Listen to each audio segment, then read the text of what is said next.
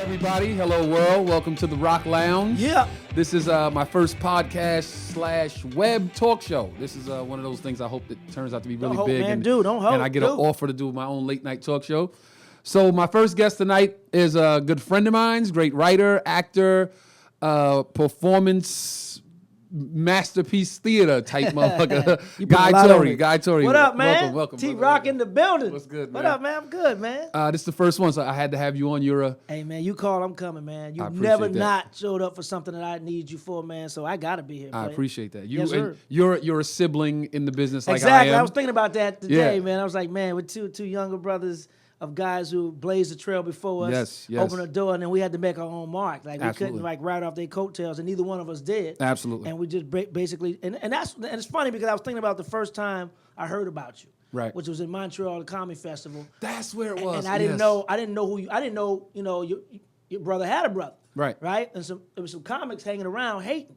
Like, Tony Rock is only up here because of his brother, and da-da-da. And I was like, well, what's wrong with that? If that did happen, why not put your brother on? Right. But then I was thinking to myself, like, well, when I'm not around, what are they they saying about around me? talking Right. about me, about my Right. brother Joe blazing the trail, and your brother Chris? So what are they saying about me when I ain't around? Yeah. So I defended so I said, what's wrong with that? And then when I met you, I think I met you maybe about 4 months after that, and I saw you and said, look, man, I said, some cats was talking about you. I remember. In this business, a lot of haters, man. Don't worry remember. about them. Just do your thing, man. I heard you funny on your own right for some credible people, and excuse me, fuck the haters. I remember that. And you know what's funny? I said today when I was getting ready for this, I said, I'm going to intro the show and I'll say how I met Joe and all this. And I'm like, Guy. Joe and Guy. Joe Guy. Which was a character in the movie. I'm like, you know somebody's a good friend of yours when you don't really remember how you met him. Right. You just know, like, I just always remember knowing him. Right. So I appreciate you for bringing it back up because I did not remember how we met. I remember that, man. I met you before meeting you, man. Yeah, and you was on. See, this is one of the things that you've been in some movies that I was like, damn, I wish I was in that one. We all do that though. It's common. No, you was in Life, man. Man. That's, everybody wanted that part. Yeah. But you were on the Def Jam tour, the real Def Jam tour. Yeah. When it first started. So, like, what was that like being on the tour and The Def Jam tour was great for me. Def Comedy Jam, I always give credit, man, because that's where I got my start. That was the key to start the engine for me. I mean, who inspired me was seeing Martin and seeing, my brother Joe Torry and Bernie Mac and those guys, because those guys that I can identify with. Right. Then once I got in the game and started studying the game, then I started studying, Pryor and Cosby and Goldberg and Chris Rock and Frank and the Giant. Like, oh crap, these guys are hot too. But the tour taught me a lot, man, because the whole thing about the Def Comedy Jam tour was I did Def Jam after only 2.5 years of doing stand up, which is unheard of. Wow. So I was nervous as hell. Then I did the tour not too long after that. So I hadn't really played like the Wait, national. would you want to showcase or something? From No, 2 man. years? I How'd had you get on in 2 years? I had a chance to do Def Jam the last season Martin Lawrence hosted. Right. And my brother Joe came to me and was like, yo, man, you ain't ready. And I was like, yeah, I'm not ready. Right. And then I worked my ass off, man. And See, at least you agreed to it. I told my little brother, don't fucking do Last Comic Standing. This motherfucker's in line for 4 hours. They showed him on the show just so they could show that they didn't let him in. Like, They put Jordan Rock, Chris Rock's brother. Yeah, see, they wanted to do that. It's tough to make it here. Even Jordan Rock didn't make it. See that? Like, Yes, yeah. I got a whole nother story about Last Comic Standing. We can talk I about remember that. But yeah, we'll get it. Yeah. Look, no, first we're going to cover. Let's do the Def Jam tour. So the Def Jam tour, man, I mean, it taught me a lot because I grew up real quick. I hadn't done the comedy club circuit, so I didn't learn how to like build and craft the act. So when I went on the Def Jam tour, it was only after maybe 3 years after doing stand-up. Right. So I was performing in theaters, like 3,000 seaters, 5,000 seaters. There was no time to try out new jokes, especially in front of a black-ass audience. Right. So I had to perform. So it took me a while to learn how to do the comedy club circuit after the fact and build and craft an act and build and craft a joke. So it was good because I learned a lot, but it made me grow up real fast. You know what's crazy? We so similar in our paths because I was doing comedy 2-3 years and then bumped up to headliner because look, I was Tracy Morgan's opening act. Okay. Tracy Morgan, much respect. Love him forever for putting me on. Yeah. I was his opening act. I was Kim Cole's opening act. Oh, and I was wow. John Witherspoon's opening act. John Witherspoon used to be like, hey, young boy, do 30 minutes tonight. I don't feel like working that much. 30? And I would go up and do my time. And then some nights he would go. And you did your time. Yeah, but look, some nights he would go, I'm going to really give it to him tonight. Do 10. And I'm like, okay, but you can't argue with that. Right. I was Kim Cole's opening act. And no disrespect, but I was doing the shows. And after the show, it's like half the audience wanted to meet that young kid that was on first. Right. Half the people wanted to that see young her. fire. And then the pub owner started saying, you know what, we could bring this guy back to headline. Right. on his own rather than having featured for somebody else. And they used to bill me as Tony Rock, Chris Rock's brother. Right. So I kind of got, pushed into the fire like you did. Right. I had to develop quicker than a normal comic. And the same thing is funny because when I first started, I dropped my last name, went by the world famous Guy T. Because I didn't want people, first of all, giving me love because of who my brother was. Because he already blazed the trail with the host of Def Jam. Depends on what kind of love you get. Right, and then I didn't want, and then I knew there was some big shoes to fill too. Right. So I'm like, okay, I don't want that pressure. Right. So, but we looked alike, we sounded like, we came out the same set of balls. So, we going to be similar. So, but that pressure works. You got to use that pressure. Pressure do two things: bust water pipes and make diamonds. True. So either gonna shine or you're gonna bust. And I made sure I made that motherfucking diamond shine. Man.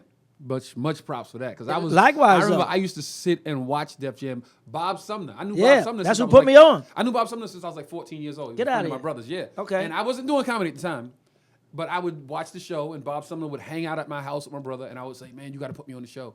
And he'd be like, "But you don't do stand up." And I'm like, "I know, it just looked like so much fun, man. It looked like so much fun. I just want to walk out there on stage, And I would watch and just be like, man, I can't wait to be on there. And that's when I started studying, like you said. And you study the craft, man. You start studying those greats, man. And then next thing you know, you're like, wow, these guys make it look real easy. Yeah. And you respect the game a lot more. Yeah. You know what you got to do? You got to study bad comics too. Everybody. Dave Chappelle told me you learn more watching bad comics Absolutely. than you do watching good comics. Absolutely, man. That's why I used to take Danny Green on the road with me. No. Study that bad? No, that's my cat. What was it like, Def Jam tour? Was it cool with everybody? It was fun, man. Who was the diva? Who was the you know what's funny? The funny thing about Def Jam, there was no divas, but it used to be fun to watch Kid Capri and Joe Torry, my brother, go at it. Because Joe was ahead. Joe was the biggest name on the tour at the time, and then Kid Capri was a big name too. Right. So they both wanted suites. They both wanted, they own dressing rooms and things like that. So it's fun watching, a black motherfucker and a beige motherfucker go at it like that. And then the constant struggle in the community, right? And Joe was always like, "Man, you ain't nothing but a DJ." Nothing but a DJ, and King like, "Fuck you, little fat sausage finger motherfucker." So they would go at it, man. That was more of a comedy show than anything. But no hate, no bad blood. No bad blood, man. The only bad blood it was, man, was like me and Talent, man. Talent was my cat. That was my running buddy. Right. We hung together, man. And Reggie McFadden, who's a great writer, man. Mm-hmm. But Reggie was an elitist. He walked above like he was better than anybody else, man. So Reggie was kind of like was the kind of like quiet closet diva on the tour. Right. But and as funny as he was, but it's the fact that he walked around with his head up, and it was like, man, get your bitch ass on. And him and Talent got into it one time because Talent had a Def Comedy Jam T-shirt on, and Reggie McFadden like, "What are you, a fan?" And was like, "Yeah, wow, yeah." And then they got into it, man, from the hotel to the limo ride to the show to the green room. After the show, back in the limo, back to the hotel, to the limo ride in the morning to the airport. No blows. No blows, but just killing Reggie. I had a bad experience with Talent, man. I'm letting everybody know right now, this is the first episode, and every person I have on, we keeping it 1,000. 1,000, yes, sir. I did Philly. I did the Laugh House in Philly with Talent. Okay, and I did it with him one time in Philly. And I brought, my contract says I bring my own feature, so I brought Sidney Castillo. Okay, yeah, Sidney. And Talent brought a young lady to feature also. Okay. And he let the girl go on and Sid go on all weekend. Okay. Sunday we getting paid. He gets his money and leaves. So I go to, settle up. And they're like, well, we gave the young lady her money. We didn't know about Sydney. So you got to talk to Talent about that. And he's already gone. So I'm like, well, why would y'all let my man work the whole weekend without telling him? So I told her, I took my check and gave it back to her. Said, can you cash this, please? She gave me cash. I gave Sid half the money. I'm like, here, just take it, man. Wow. This is just be one we put, Did you and Talent ever settle that, We never settled it, and we never talked about it? Probably never going to work together ever again. Man, you got to settle that, He texted me like maybe a day later, like, yo, you good?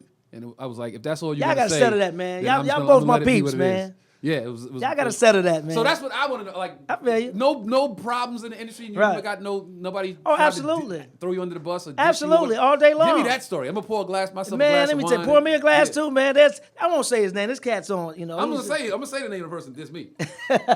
Because it was no reason. It was for no reason. Well, my thing was insecurity, man. Was me doing Phat Tuesdays at the Comedy Store, man. Right. I booked this commercial, and you can just probably tell by doing your research. So I booked this commercial. It was a beer commercial. Right. Myself. We gangsters and gentlemen. Myself, another comedian, and another comedian actor, Anthony Anderson. So we did this beer commercial. I'd auditioned for it. They gave it to them. Right. They gave me the commercial. And I get a call from one of the other actors in the commercial and was like, yo, man, what's up with you and homeboy? I was like, no, that's my dude. He's like, you sure? Like, yeah, that's my cat. Right. So then he goes, because my people said if guys in the commercial, that the other comedian said, if guys in the commercial, I'm not gonna be in it. Wow. And I said, what? So I called he was gonna mess his own paper up. No. He was gonna be straight because he was it was a bigger name. Right. So I called my agent and was like, yo, what's going on with this commercial? I booked it with from a wardrobe fitting and everything, right? So they called around to see what was going on. I thought it was, old boys management because they wanted to sign me. I didn't go with them, so I thought they was hating. Right. They was like, no, we love Guy, so if he, decides he don't like where he is, he can come with us. So I said, okay. So I didn't do the commercial. Still got paid because our contracts and everything was signed, right? So then I see the cat in his hometown. I'm doing a comedy club. He's in his hometown. I come out, I see him like he saw a ghost. I said, yo, what's up, man? Let me holler at you for a minute, man. We got beef? He's like, nah, man, you my man, 50 grand. I said, man, because I booked this commercial we were supposed to be in. He said, oh, man, if they wanted you in the commercial, they would have booked you. I said, they did book me.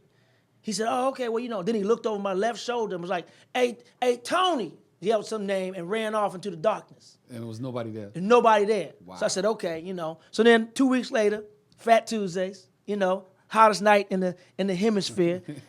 The room is stacked. Right. Your brother's in there, Chris Rock, Eddie Murphy's in there, Chris Tucker's in there. We turning people away. Stacked. So my assistant who I had run in the front for me goes, hey, Guy, so-and-so want to do some time. And I was like, let me holler at him. Now, this is 2 weeks after he just dissed me. Right? And I had to think about it.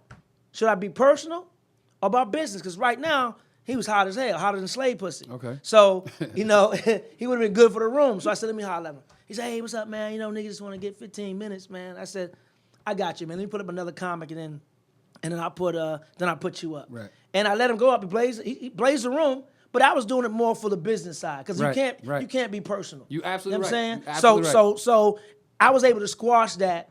Plus, I know he was dealing with some demons, Okay. Some little powder demons. Okay. So, I kind of like getting a pass on that. Because I was running the business, man. He was good for the room. I absolutely took the high road with my incident too. It was I did Montreal Comedy Festival. Once you get off stage, if you have a great set, I did New Faces. So if you show out in New Faces, you're on the next thing to LA. Absolutely. So I did New Faces. I did Thursday and a Saturday. And we stayed Sunday. We drove back to New York. I get back to New York, the word had already hit the city that Tone did his thing. Tone Rock in the building. That's what I always hear. So I'm on a plane to LA. I had an audition for the Laugh Factory that Sunday. Yeah. I had an audition for the Improv, Melrose, that Monday. And I had the audition for Comedy Store that Tuesday. Right. So Sunday I came in here, met Jamie. He's like, hey, you're the kid that they were telling me about in New York. Right. Put me up for 5 minutes. Great set. Okay, buddy, you in. Right. I call home like I got in one club in one day. I'm going to get in all three in 3 days. That was my thing. Monday I go to the Improv. It's Black Night. Oh. Lester Barry is hosting. Oh, okay. I walk in. I see a bunch of comics that I've seen on TV. Now, keep in mind, I don't get into the whole Chris Rock brother thing. Yeah, right. I'm like, yo, I saw you on TV. I'm a fan of yours. Yeah. I saw you in a commercial. You the guy from whatever. Yeah. I saw you on Comic View. That's the guy that has a joke about this and that. Right. So I see all these guys. I'm like, what's up, man? Hey, Tony Rock, man. I'm on the show tonight. I'm showcasing how y'all doing. I'm meeting guys and shaking hands. And I'm like, who's hosting? Lester Barry. I go to Lester Barry. He has the list in his hand. And I say, hey, man, can you tell me when I go on? I'm Tony Rock. I'm on the show tonight. This motherfucker looked at me like I owed him money. Wow. And was just like, yo, you not first. He a preacher though, right? He was like, you ain't. No, he looked at the list and was like, you not next. And I'm like, can you just tell me when I go on? He's like, you not next. Wow. Okay. I walked away. All right.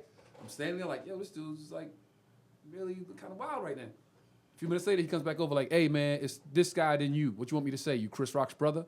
Oh, wow. That's shade. And I go, if you don't know what to say, That's man, shade. just say the same thing for me you said for the other guy. That's all. Shade. Just say the same thing. That's shade. Come on, Look, Lester. You better than that. He goes on stage and says, this next dude, he's supposed to be funny. I don't know. I never saw him before, but he Chris Rock brother. Wow. Immediately, I say to myself, okay, Yeah. like you said, business or personal. Yeah. I'm like, what I'll do is I'll do my set. I'll go outside after my set. I'll catch him outside. I'm going to punch him in the face. Then I thought, okay, you don't want to get banned from the club. Yeah, you don't want that reputation. Second day in Los Angeles. Right. I'll take high road. Yeah. I go up, do my thing, come outside. Hey, man, good set. I'm like, all right, thanks a lot. He comes to the factory like a couple days later, Right. sees me, Jamie puts me up, smash, And he's like, hey, I got this room I do on Thursdays, man. If you want to do it with me. And I'm like, yeah, I'll get back to you. Now man. So now I'm like, and we're not friends. We have not been friends since, and we probably not. There's a couple of guys like that, man, that, that rubbed me the wrong way, first impression. Right. I mean, I got me and this cat named Royale Watkins. Royale Watkins, man. Now, please don't say nothing bad about Royale Watkins. That's my man. I know. Man. Let me tell you. He was a Royale, and Royale probably don't know this story. My brother knows the story. I met Royale, back in 1992, and I'm wrong for this, holding a grudge. I ain't gonna front. Okay. But I first met him. I was like, you acknowledge it. I was like you, Def Jam. I seen these cats on TV. They was doing the tour right before. I had done Def Jam. And I was, a fan. I ain't gonna front. I ain't afraid to. Man, I was a fan. Oh, I'm a fan of everybody. So he kind of rubbed me the wrong way, right? Kind of like, said something real. He probably don't know he said it, but I took it the wrong way. And first impressions are a motherfucker. So he took it the wrong way. I took it the wrong way. You may have taken it the wrong way. You took it how you took it. I took it how I took it, but I just started coming off, a bit of a Reggie McFadden-ish. Right. So ever since then, I just didn't like this cat. Because I'm like, when you see somebody you admire or you look up to, you know what I'm saying, you see him on TV, I'm still new. I'm Joe's brother too, but still, man, Def Jam, this is what inspired me to stand up. You hoping they're as cool as you think they are. And he wasn't, so it was like kind of a letdown, like, oh man, I know I'm probably sounding like a little bitch right now, but no, it's true. I was young. I've met a lot of people that I was hoping were as cool as I thought they were, and they weren't, and it destroyed my whole image. I held that in, probably still to this day, to be totally honest. But I didn't let it interfere with business, because when I did Phat Tuesdays, whenever he wanted to do the show, I still booked him on the show.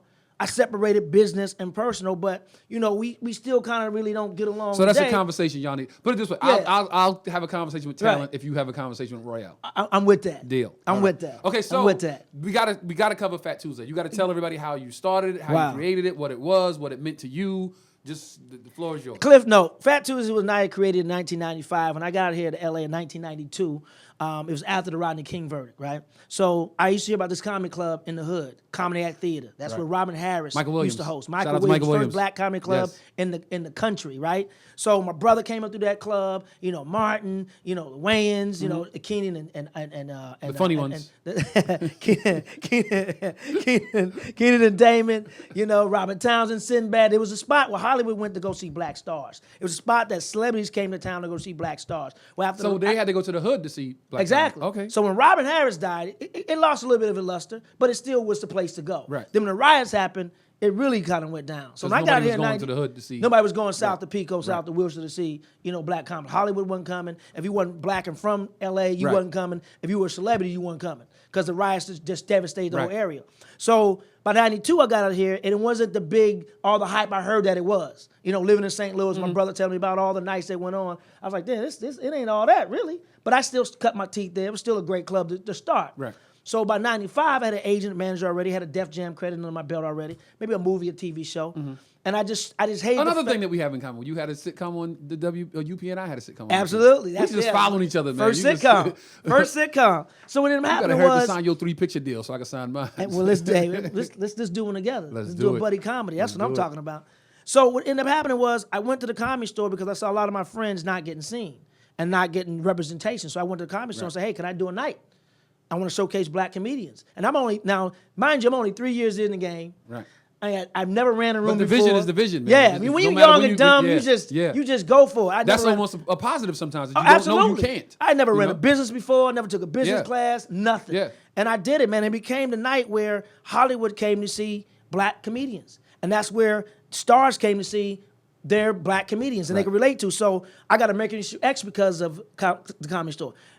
Nick Cannon, out of his own mouth, said, man, I got discovered at Phat Tuesdays. Wow. I remember Chris Tucker went up one night, and the people from Fifth Element was in there. And they came to see me and some other people, but Chris went up there that night. And when I say he tore the roof off that bitch. I'm talking when Chris got off, he was hotter than a motherfucker. Right. So they gave him the part walking off. And I was just happy that they saw him in my room. Right. I wasn't jealous because he took the part over me. And when I saw the movie, I was like, "Oh, he did a much better job." He fit in. I couldn't have saw you with the cut. Ain't no way I would have hurt that role. I could have saw you like buzz. Yeah. Come here. He killed that role. So I believe karma came back around because with American History X, they came to see another comedian. And your story about Montreal, you blazed it up in Montreal. Yes. You came back to LA. Everybody wanted to see you. Right. I was at the Aspen Comedy Festival. Right. I went up there, had great sets. When I got back to LA.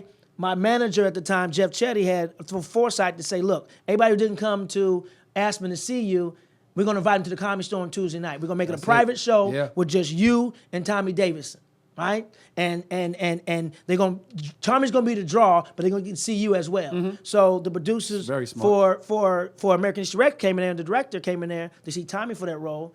And I went on and did what I did, and they ended up giving me the role. But I also stuck my man in because Danny Green was my running partner. Right. So I was trying to pull him up at the same time. So I said, hey, Danny, look, man, there's going to be 250 industry people in there, right?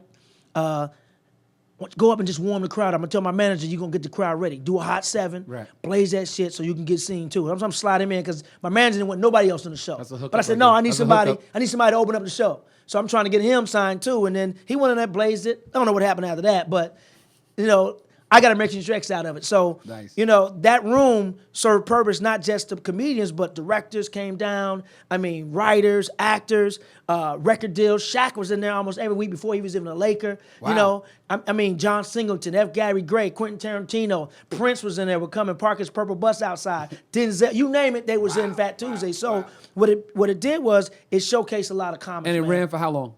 I did it for 10 years, right? And then I was going to end it because at the time, I had just got married. I was doing a radio show in St. Louis from LA, waking up at 2 in the morning. I was still shooting movies, and I was still on tour and running Tuesday nights. So I was like, this too much, something got to go. So I ended up ending it, but Giroux and Gooch wanted to take it over. But the Comedy Store wasn't going to let them do it. So I called the Comedy Store and said, hey, black comedians still need a night to go perform. And I'll be involved with them. I'll guide them, and it'll be okay. Right. Even though I was lying through my ass, but they let them do it. So for 20 years, it's been a comedy night on Tuesday nights in LA for 20 years at the Comedy Store. But what it also did was it inspired the other black urban comedy nights in white clubs. So my recollection, there was no white comedy clubs before Phat Tuesdays doing an urban night. Eddie Griffin had a short-lived one that was at the Comedy Store a couple of months, but it wasn't that successful after that because I think a fight broke out with Tupac. But after that, I mean, it inspired Chocolate Sundays because Chris Spencer said he saw my name on Sunset and then me being in movies and said, I got to go start a night too. So he started one. You want to hear something funny? I named it. I named it Chocolate Sundays. Did you? Yeah, I picked the name Chocolate Sundays. And that's a dope ass name. I was urban is Sunday. I'm like, yo, Chocolate Sundays. Let me tell you how Phat Tuesdays came about. I was managed by SLBG, Russell Simmons, Stan Lathan, Brillstein, and Gray. Right. Nicole Roberts was Stan Lathan's assistant. So I got the night. And, Russell had Fat Farm. So I was trying to, get the sponsorship of Fat Farm. So I was trying to call it, Fat Funny Farm. Right. And then it took a woman. She said, well, what night is it on? I was like, Tuesday night. She said, call it Phat Tuesdays. I was like, okay. All right, that's Boom. It stuck. PHAT Phat Tuesdays. But then even the Improv, man, their Monday nights, started because it was inspired by Phat Tuesdays. And the thing about that, what I did was I supported those other nights. Mitchell used to get mad at me because I used to pub up Laugh Factory, Chocolate Sundays, Monday nights, Improv, Whacked Out Wednesdays at the Ha Ha down in the Valley because I felt like we need more than just one room to showcase these black up-and-coming comedians. Right. And it's like I can't service all the black comedians just on my night. So I gave shout out to all the other rooms. Okay, so we're gonna go full circle. 20 years later, September 1st, at Club Nokia. We're celebrating 20 years of black comedy. Black lives matter, but you know what? Black comedy matters too. And a lot of these comedy clubs, they definitely are keeping the doors open on our backs. So let's celebrate black comedy. Let's celebrate it September 1st, Club Nokia, hot lineup. My brother Joe Torry. Yes. My brother Tony Rock is on the show. Yes. T-Rock in the building. Tommy Davidson. Yes. Lunell, and my homie from St. Louis, Lavelle Crawford, man. Yes. And then we got DJ D-Rec from Wild 'N Out on the Wheels of Steel, man. So it's gonna be hot. It's gonna be all that. We bring it to LA Live. We went from Hood to Hollywood to LA Live. And September 1st, get your tickets. Go to phattuesdays.com, PHATtuesdays.com. Get your tickets, and we hope to see you in the building. It's going to be star-studded. We already got a lot of RSVPs in already. I'm getting my set ready. I'm trying to be the guy. It's going to be that. I'm trying to be the guy that gets the movie. Don't try. After the show. Do that guy. Yeah, be that be guy. the guy that gets the movie Look, after let me the tell you. show. I'm going to tell you right now. Changing language will change your life. Change your words, you'll change your world. Quit hoping and quit fucking trying. Do. Right. Get your set ready. Fuck trying to get your set ready. My man. Let's do it, man. Give me your social media, all that stuff, man. Guy Torry, at Guy Torry, GUYTORRY. But honestly, I want you to really follow at GT Phat Tuesdays. That's the site, and those are the social handles where we're showcasing all the comedians that have come through Phat Tuesdays. I'm doing a documentary as well. Everybody you've ever seen who's in the box offices right now and on your cable dial came through Phat Tuesdays. So follow our social media handles at GT Phat Tuesdays and phattuesdays.com. And that's what's more important because it's all about all of us, not just about me. Right. Now you see why I had him on the first show. You see why he was it's on the all first love, episode. man. I hate the comic beef, man. You need me. You ever call me? I know you always there, man. So I appreciate it, man. If I have kids and I need a babysitter, call your motherfucking ass, Tony. I'm gonna make some babies after I finish drinking this wine. I make sure they drink these babies. I ain't had none of these. I'm gonna leave them on your stomach. My brother. Or in the back of your throat, ladies.